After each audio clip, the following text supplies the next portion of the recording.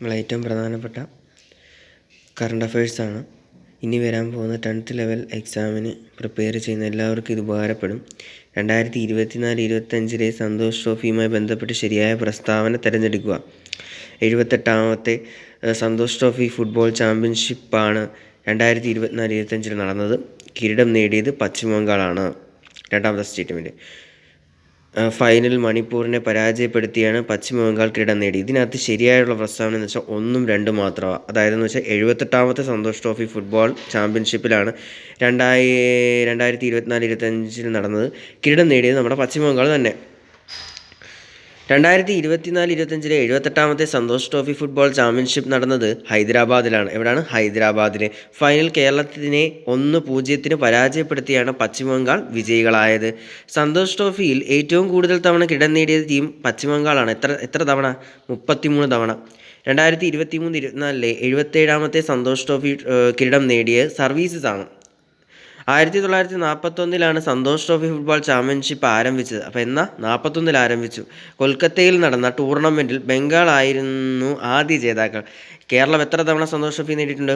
7 തവണ നേടിയിട്ടുണ്ട്. 1973 എറണാകുളത്ത് നടന്ന 30ാമത്തെ ടൂർണമെൻറ്റിൽ റെയിൽവേസിനെ തോൽപ്പിച്ചാണ് കേരളം ആദ്യമായി സന്തോഷ് ട്രോഫി നേടിയത്.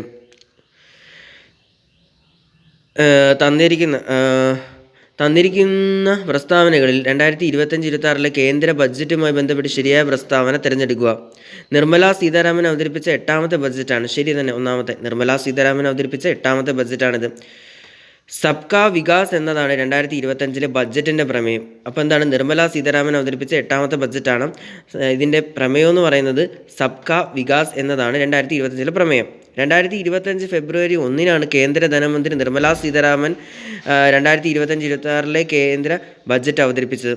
1 മണിക്കൂർ 14 മിനിറ്റ് ആയിരുന്നു ഈ ബഡ്ജറ്റ് പ്രസംഗത്തിൻ്റെ ദൈർഘ്യമെന്ന് പറഞ്ഞത്.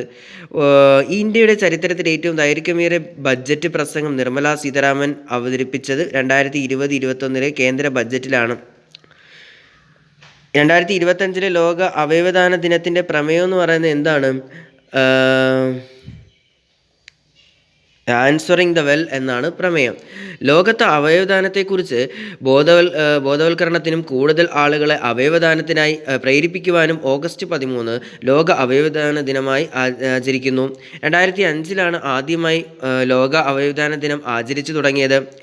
ലോകത്ത് ആദ്യമായി വിജയകരമായി അവയവദാനം നടന്നത് 1954 ഡിസംബർ 23 അമേരിക്കയിലാണ്. ഡോക്ടർ ജോസഫ് മുറയുടെ നേതൃത്വത്തിൽ നടത്തിയ ശസ്ത്രക്രിയയിൽ മാറ്റിവെച്ച അവയവം വൃക്കയാണ്. അതുപോലെ എന്താ അടുത്ത നോക്കാം. Current affair. പ്രഥമ MS Swaminathan food and peace award ലഭിച്ച പ്രൊഫസർ അഡേമോള അഡൈലെ ഏത് രാജ്യക്കാരനാണ്? നൈജീരിയ. അപ്പോൾ എന്താണ്? പ്രഥമ MS Swaminathan food and peace award ലഭിച്ച പ്രൊഫസർ അഡെമോള അഡൻലെ ഏത് രാജ്യക്കാരനാണ്? നൈജീരിയയാണ്. MS സ്വാമിനാഥൻ റിസർച്ച് ഫൗണ്ടേഷനും വേൾഡ് അക്കാദമി ഓഫ് സയൻസും ചേർന്നാണ് MS Swaminathan award for food and peace ഏർപ്പെടുത്തിയത്. MS സ്വാമിനാഥൻ്റെ ജന്മശതാബ്ദിയുടെ ഭാഗമായി 2025 ഓഗസ്റ്റ് 7 ന്യൂഡൽഹിയിൽ നടന്ന രാജ്യാന്തര സമ്മേളനത്തിൽ പ്രധാനമന്ത്രി നരേന്ദ്രമോദി അവാർഡ് നൽകിയത്. ഡോക്ടർ MS സ്വാമിനാഥൻ സ്മരണാർത്ഥം 100 രൂപ സ്മാരക നാണയവും ശതാബ്ദി സ്മാരക സ്റ്റാമ്പ് പുറത്തിറക്കി. 2024 അദ്ദേഹത്തിന് മരണാനന്തര ബഹുമതിയായി ഭാരതരത്നം നൽകി ആദരിച്ചു. 2026 ബ്രിക്സ് ഉച്ചകോടിയുടെ വേദി ഇന്ത്യയാണ്. 2026 ബ്രിക്സ് ഉച്ചകോടിയുടെ പ്രമേയം building Russell's and innovation four corporation and security.